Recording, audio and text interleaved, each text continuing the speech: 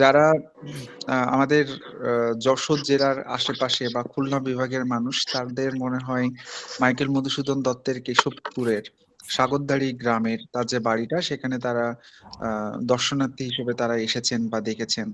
এবং মাইকেল মধুসূদন দত্ত মানেই কপোতক্ষ নদ। এই কপোতক্ষ নদ শুধুমাত্র মাইকেল মধুসূদন দত্তের কবিতার জন্যই কিন্তু এই নদীটা বিখ্যাত। আর যারা কপোতাক্ষ নদের তীরে যাদের বাড়ি, বসত ভিটা, যাদের মানে শৈশব কেটেছে, তারাই বলতে পারবেন, তারাই জানেন যে কপোতাক্ষ নদটা তাদের জন্য কি। আচ্ছা, তো আমি আজকে পড়াতে চেয়েছিলাম কাজী নজরুল ইসলামের বাতায়ন পাশে গুবাক তরুসারি, কিন্তু যেহেতু আপনাদের সাথে এখনো আমার বা এই গুরুত্বপূর্ণ দুটো কবিতা বাকি রয়েছে, যেমন বঙ্গভাষা কবিতা আর একটা মাইকেল মধুসূদন দত্তের বঙ্গভাষা কবিতা, আর বাকি রয়েছে রবীন্দ্রনাথ ঠাকুরের বলাকা কবিতা। আমি এই দুটো নিয়ে আজকে আলোচনা করব। খুব শর্টলি, খুব সিম্পলি আমি জাস্ট টপিকটা বুঝাবো। জাস্ট এইটুকু মনে রাখলে আপনাদের চলবে। আপনারা জানেন যে মাইকেল মধুসূদন দত্ত বাংলা কবিতায় তিনি সনেটের প্রবর্তক। এখন আপনাদের কোশ্চেন থাকতে পারে, স্যার সনেট কি? সাহিত্যের একটা আলাদা ধারা। মানে যেমন অন্য সব কবিরা কবিতা লেখেন, তারা কিন্তু অনির্দিষ্ট লাইন, মানে কেউ 15 লাইন, কেউ 16 লাইন, কেউ 32, কেউ 50 একটা কবিতার লাইন হতে পারে। কিন্তু সনেটের ব্যাপারটা হচ্ছে একটা আলাদা ধারা তৈরি করা। সেখানে টোটাল 14 লাইন হবে। এই 14 লাইনের বেশি কিন্তু সনেটের কবিতাগুলো হয় না। প্রথম প্রথমে থাকে 8 লাইন, পরে থাকে 6 লাইন, যেটাকে বলা হয় ষষ্ঠক, আর একটাকে বলা হয় অষ্টক, একটাকে বলা হয় ষষ্ঠক।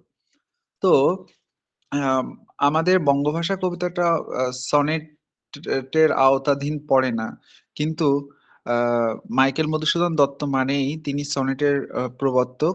বিশেষ করে বাংলা সাহিত্যের সনেটের প্রবর্তক তিনি, অমিত্রাক্ষর ছন্দের প্রবর্তক, এবং তিনি সাহিত্যের মধ্যে আধুনিকতার প্রথম আধুনিকতা নিয়ে এসেছেন কবিতার মধ্যে।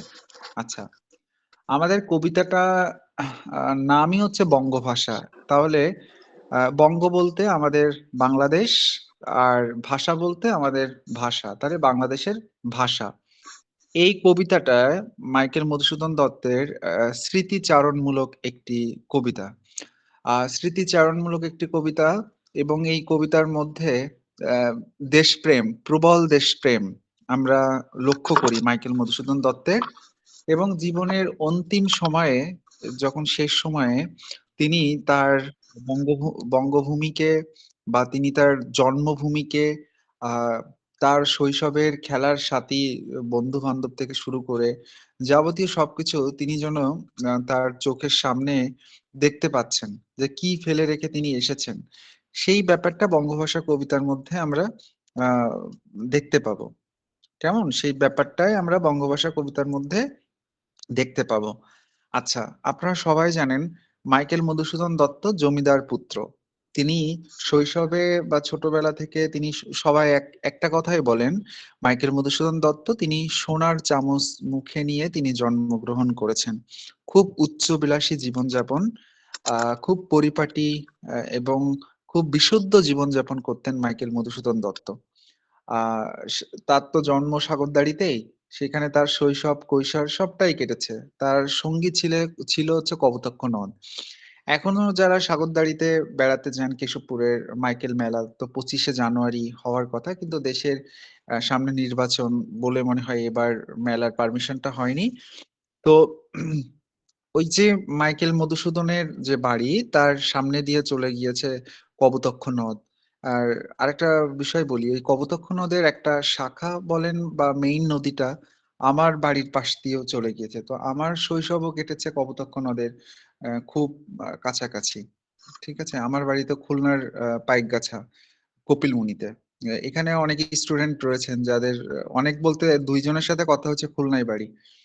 তো এই কপোতাক্ষ নদ একদম আমার বাড়ির পাশ দিয়ে গিয়েছে। তো ছোটবেলা যখন আমি ক্লাস 6-7-এ পড়তাম, তখন 2006 থেকে 2007 সাল হবে। তো সেই সময় হচ্ছে দেখতাম যে নদীর এই পাশ থেকে ও পাশ দেখা যেত না। নদীটা বিশাল, বিরাট আকৃতির। এবং আশেপাশে কোথাও যদি আমাদের যেতে হতো তাহলে নৌকায় করে আমরা নৌকার ভ্রমণটা আমাদের ভালো লাগতো। আমরা গাড়িতে উঠে কোথাও যেতাম না। নৌকাতে উঠে এক স্থান থেকে আরেক স্থানে যেতাম, এবং নদীতে যখন আমার আব্বু আম্মুর সাথে বা আমার দাদা দাদির সাথে যখন নৌকাতে বসতাম, তখন দেখতাম যে শুশুক, যেটা হঠাৎ হঠাৎ করে পানি থেকে মাথা বের করে দেয়, আবার ডুবে যায়, যারা মাছ খায়। তো ওইটা খুব দেখতে ভালো লাগতো। নদীর দিকে চেয়ে থাকতাম কখন এটা দেখতে পাবো। হ্যাঁ, এগুলো জাস্ট আমাদের আহ কপোতাক্ষ নদের পাশেই আমার বাড়ি, এই জন্য আমি কপোতাক্ষ নদকে আমি ফিল করতে পারি। হুম। তো আপনারা জানেন যে মাইকেল মধুসূদন দত্ত তিনি জমিদার বংশের সন্তান। তিনি ছোটবেলা থেকে কখনো অভাব অনটনের মধ্যে পড়েন, কিন্তু তার একটা ব্যাপার ছিল, তিনি প্রচন্ড মেধাবী এবং বিচক্ষণ জ্ঞানের অধিকারী তিনি ছিলেন। মাইকেল মধুসূদন দত্ত ছোটবেলা থেকে তিনি যা চাইতেন তার পরিবারের সবাই তাকে সেটা দিতেন। আর এখানে একটা তিনি অত্যন্ত মানে ব্রিলিয়ান্ট ও ছিলেন। আচ্ছা, তিনি একটা জামা বা একটা পোশাক তিনি দ্বিতীয়বার কখনো পরিধান করতেন না। তারপর যখন তার শৈশবের সঙ্গীদের সাথে খেলার সাথীদের সাথে কপোতাক্ষ নদে তিনি স্নান করতে যেতেন বা গোসল করতে যেতেন। তো সেখানে গোসল করে এসে তাকে আহ, তার বাড়ির কর্মচারী বা যারা চাকর, তারা যখন তাকে ভাত দিতেন, ভাতটা যদি ধোয়া ওঠা না হয়, মানে গরম না থাকে, তাহলে সে ভাত তিনি খেতেন না।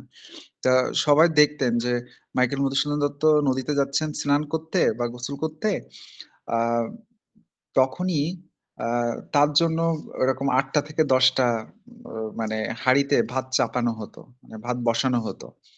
আহ, কোন ভাতটা তার জন্য পারফেক্ট হবে, এবং তখনই সঙ্গে সঙ্গে তুমি যখন স্নান সেরে যখন নতুন পোশাক পরে সে মানে খেতে বসবে, তার জন্য যেটা মানে পরিপক্ক, সেই ভাতটাই তাকে দিতে হতো। এমন মানে উচ্চবিলাসী জীবনযাপন তিনি করতেন। আর এটা কেন করবেন না, তিনি জমিদার পুত্র, তিনি অত্যন্ত মেধাবী। আর একটা ব্যাপার হচ্ছে, তিনি বাংলা সাহিত্যে যেমন তিনি নতুন নতুন ধারার প্রবর্তনা করেছেন, যেটা অন্য কেউ করতে পারেননি। তিনি, তার একটা মেইন ভুল ছিল, তিনি অত্যন্ত লোভী হয়ে উঠেছিলেন, বা তার খ্যাতির একটা মানে কি বলবো, উচ্চ খ্যাতির একটা আকাঙ্ক্ষা ছিল।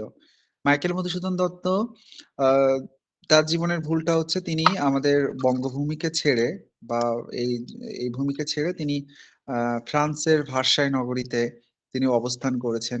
তিনি পাশ্চাত্য কবিদের মতো মানে পশ্চিমা কবি হয়ে উঠতে চেয়েছিলেন, ইংরেজ কবি হয়ে উঠতে চেয়েছিলেন। তো ইংরেজ কবি হয়ে তার সেই সম্পূর্ণ মেধাটা কিন্তু ছিল মাইকেল মধুসূদন দত্তের, তার মেধাটা ছিল, কিন্তু আহ হঠাৎ বাঙালি কোনো কবি যখন লন্ডন বা আমেরিকাতে যে তারা তারা যদি চায় যে তারা কবি হবে, মানুষ কি তাকে ওইভাবে চিনবে? না, তাকে কিন্তু ওইভাবে চিনবে না। তো তিনি আহ, মানে বিদেশি কবি হওয়ার জন্য বা ইংরেজি কবি হওয়ার জন্য তিনি কিন্তু খ্রিস্টান ধর্মাবলম্বী একজন নারীকে বিয়েও করেন। বিয়ে করার পর তিনি নিজের ধর্ম ত্যাগ করেন। তিনি তো হিন্দু বা সনাতন ধর্মাবলম্বী ছিলেন। তিনি সেই তার নিজের ধর্মকে ত্যাগ করে তিনি খ্রিস্টান ধর্মে দীক্ষিত হন।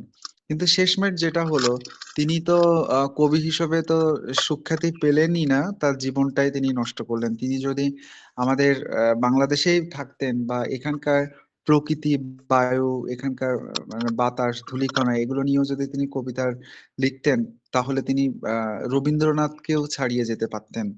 বা মহাকবি কালিদাস, যে আমরা তো জানি, তো এই সকল মহাকবিদেরও কিন্তু মাইকেল মধুসূদন দত্ত কিন্তু ছাড়িয়ে যেতে পারতেন তার ভাষা জ্ঞান, তার লেখনীর যে ধারা, সেটার মধ্য দিয়ে।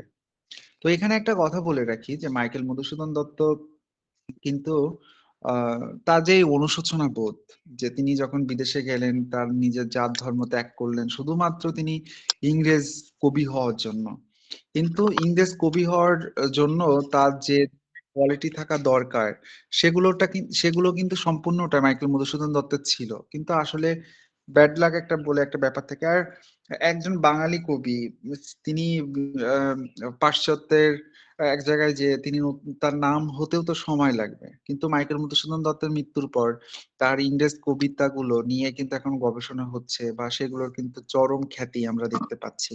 মানে বিশাল ভাবে সেগুলোর মূল্যায়ন হয় এখন। কিন্তু তার জীবদ্দশায় তিনি যখন বেঁচে ছিলেন তখন সেগুলোকে কিন্তু ওইভাবে মূল্যায়ন করা হয়নি।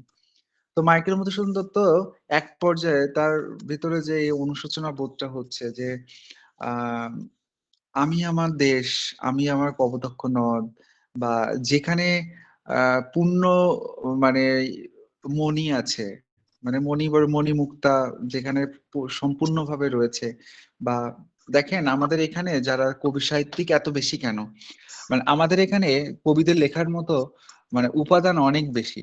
রবীন্দ্রনাথ ঠাকুর তো কলকাতার কবি আমরা জানি, সাহিত্যিক, কিন্তু তিনি যখন জমিদারি পরিচালনা করতে আমাদের সিরাজগঞ্জের পতিশর আসতো, তারপর তিনি আমাদের শিলাইদহ কুঠিবাড়ি আসতো। তো এইসব জায়গায় যখন তিনি আসতেন, আসলেই যেন তার কবিতার বলেন বা ছোট গল্প বলেন, সেগুলো যেন খুব ভালোভাবে লিখতে পেতেন। এখানকার জনজীবনের মানুষের মানে জীবন, এখানকার প্রকৃতির পরিবেশ তাদের বেশি আকৃষ্ট করতো। মানে আমাদের এখানকার উপাদানগুলো, মানে আমাদের বাংলাদেশে বিশেষ করে আপনারা জানেন যে কলকাতার বিখ্যাত কবিদের জন্মই কিন্তু আমাদের এপার, মানে আমাদের বরিশালের জীবনানন্দ দাশ, যাকে বলা হয় চিত্ররূপময়তার কবি।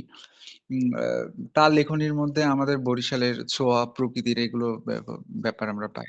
তো বঙ্গভাষা কবিতার মধ্যে মাইকেল মধুসূদন দত্ত তার নিজের জীবনের যে ভুল, সেটা তিনি ওখানে বলেছেন, মানে স্বীকার করেছেন।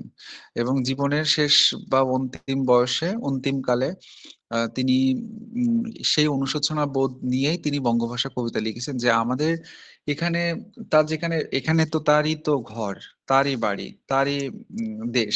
তিনি এগুলো ছেড়ে খ্যাতির জন্য তিনি চলে গেলেন বিদেশে। যাই হোক, যে তিনি সম্পূর্ণ মূল্যায়ন পেলেন না সবার কাছ থেকে। তো মাইকেল মধুসূদন দত্ত এই সকল বিষয়, মানে যেটার জন্য তিনি এই অনুশোচনা করছেন, বিশেষ করে আমাদের মাতৃভাষা, আমাদের দেশ, তার শৈশবের আম, স্মৃতি, সেগুলো আর কি তিনি বঙ্গভাষা কবিতার মধ্যে তুলে ধরার চেষ্টা করেছেন। তো এখান থেকে একটা গুরুত্বপূর্ণ কোশ্চেন আপনাদের জন্য আছে, সেটা হচ্ছে মাইকেল মধুসূদন দত্তের বঙ্গভাষা কবিতাটি কবির আত্মসমালোচনার দলিল, ঠিক আছে? আত্মসমালোচনার দলিল, বা রবীন্দ্রনাথ, সরি, মাইকেল মধুসূদন দত্তের স্মৃতি রোমন্থনমূলক একটি স্মৃতি রোমন্থনমূলক একটি কবিতা বিশ্লেষণ করুন, এই আর কি। তো আশা করি মোটামুটি আপনারা টপিকটা বুঝতে পেরেছেন। আমি কবিতা ধরে আলোচনা করলাম না, এখন আমার পাশে বইটা নেই। তবে কবিতাটার সাথে আপনারা সবাই পরিচিত আছেন, আপনারা পড়তে থাকেন। যদি কারো কোনো অসুবিধা থাকে, নেক্সট ক্লাসে আমি কবিতা নিয়ে আমি আলোচনা করব। স্যার, আর প্রশ্নটা একটু রবীন্দ্র, আরেকবার বলবেন প্লিজ। হ্যাঁ বলছি, কোশ্চেনটা মানে দুটো কোশ্চেন বলছি কিন্তু অ্যান্সার একই হবে। মাইকেল মধুসূদন দত্তের বঙ্গভাষা কবিতাটি তার আত্মসমালোচনার দলিল, আলোচনা করুন। আর একটা বলেছি যে স্মৃতি রোমন্থনমূলক, স্মৃতি রোমন্থনমূলক কবিতা আলোচনা করুন। বঙ্গভাষা কবিতাটি তার স্মৃতি রোমন্থনমূলক কবিতা আলোচনা করুন। স্যার, এটা এটা কি অ্যাসাইনমেন্ট করতে হবে আমাদের? না না না, অ্যাসাইনমেন্ট করতে হবে না আপাতত। ব্রড কোশ্চেনের জন্য এগুলো আপনারা ইয়ে করে রাখেন, সাজেশনে রাখেন, ইয়ে করবো। স্যার, আমাদের আসো সবার স্যার, আমাদের সেকেন্ড, অ্যাসাইনমেন্ট রেডি হয়েছে। আমরা কিভাবে পাঠাবো, কোথায় পাঠাবো? আপনারা অ্যাসাইনমেন্ট রেডি করেছেন, প্রথম অ্যাসাইনমেন্ট ওটা থাকতে লাগুক। আমি তো বিশুকে দায়িত্ব দিয়েছিলাম, বিশুকে অভিনন্দন। বিশুর আবার একটা সন্তান হয়েছে, বিশু এবং ধন্যবাদ স্যার, বিশুর সহধর্মী আশীর্বাদ করুন। অভিনন্দন। জি স্যার। হ্যাঁ, অবশ্যই আশীর্বাদ করি, ছোট বাচ্চার জন্য আশীর্বাদ করি। আম, তা আপনাদের জীবন সুখময় হোক। বিশু একটু ঝামেলাটা কমে গেলে বিশুর কাছে আপনারা সবাই প্রথম অ্যাসাইনমেন্টটা জমা দিবেন। আপাতত আপনারা সবাই রেখে দেন, ফেব্রুয়ারির 15 তারিখের পর প্রথম অ্যাসাইনমেন্টটা বিশুর কাছে দিবেন। দিলে বিশু আমাকে একটা পিডিএফ করে আমাকে বিশু পাঠালে তাহলে বিচ্ছিন্ন হবে না সবার অ্যাসাইনমেন্ট গুলো। আচ্ছা স্যার। Thank you sir. ঠিক আছে?